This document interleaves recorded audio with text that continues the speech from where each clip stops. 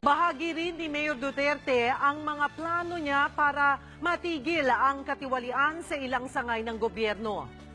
Para matigil na ang tarimbala modus sa NAIA, sisibakin daw niya lahat ng empleyado nito kapag hindi pa nahuli ang mga sangkot dito. Kahit daw mga walang alam, idadamay niya para mapilitan ang mga sangkot na umamin. At bilang parusa, ipapatapon niya raw ang mga ito sa hulo-sulo kasama ang iba pang tiwaling opisyal.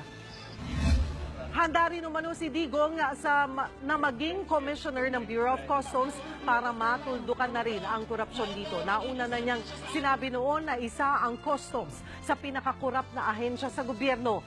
Naghahanap rin daw siya ng itatalagang mamumuno rito na tapat at may sapat na kakayahan para disiplinahin ang mga tauhan ng ahensya.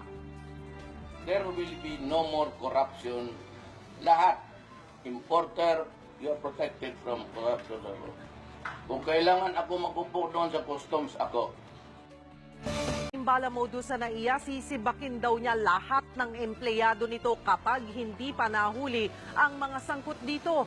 Kahit daw mga walang alam, idadamay niya para mapilitan ang mga sangkot na umamin. At bilang parusa, ipapatapon niya raw ang mga ito sa hulo-sulo kasama ang iba pang tiwaling opisyal. Bahagi rin ni Mayor Duterte ang mga plano niya para matigil ang katiwalian sa ilang sangay ng gobyerno.